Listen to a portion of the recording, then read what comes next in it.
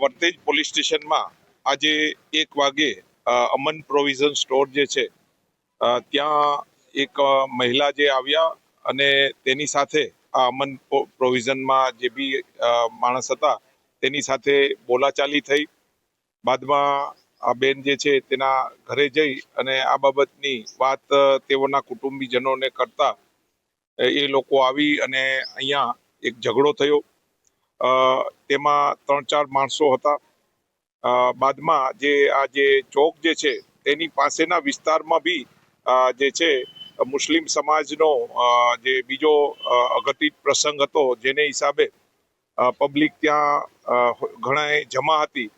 તેઓએ આ જોતા અહીંયા ટોળા થઈ ગયેલા અને આ બાબત ટોળા થઈ ગયેલા એ બાબતની વાત જે પોલીસને જાણવા મળતા વર્તેજ પોલીસ સ્ટેશનના અધિકારી શ્રી તથા પોલીસ તેમજ આજે બંદોબસ્ત હોય એલસીબી અને એસઓજી બી અહીંયા હાજર હતી.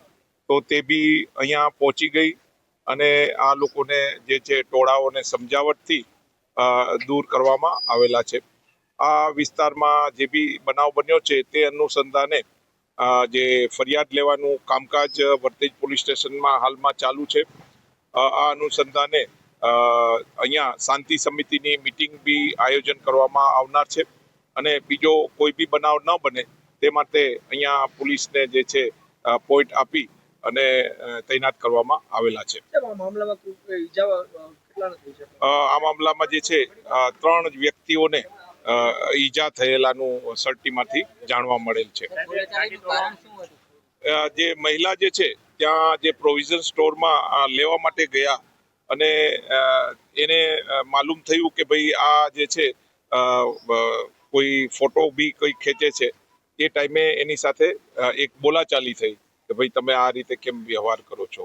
એ બોલાચાલીને હિસાબે તેના ઘરે જઈ અને પરિવારને આ બાબતથી વાત કરી અને તે લોકો અહીંયા ઠપકો આપવા માટે આવ્યા અને આ જે ઉશ્કેરાટનું જે કારણ જે છે આ રીતનું બન્યું છે. અહીંયા કોઈ હિન્દુ મુસ્લિમનો કોઈ મોટો બનાવ બનેલ નથી, પણ જે સાઈડમાં જે પ્રસંગ હતો તે પ્રસંગમાં ઘણા વ્યક્તિઓ બેસણામાં ને હતા. એ લોકો જોવા માટે આવેલા અને આ રીતની ભીડ જમા થઈ ગયેલી. પણ હકીકતમાં લો એન્ડ ઓર્ડરની સ્થિતિ ટોટલી અંડર કંટ્રોલ છે અને અહીંયા બીજો નો બનાવ બને તે સાવચેતી માટે પોલીસ તૈનાત કરવામાં આવેલા છે. વાહનો જે છે એમાં જે પ્રસંગમાં જે બી એ એરિયામાંથી નીકળતા હોય અને જે છે દૂર જાઓ એ પોઈન્ટ ઓફ વ્યૂ જે વાહનને લાગી ગયેલું છે, પથરો લાગી ગયેલો છે. પણ કોઈ એવી કોઈ લો એન્ડ ઓર્ડરની સ્થિતિ ગંભીર કે એવી છે નહીં, સામાન્ય છે.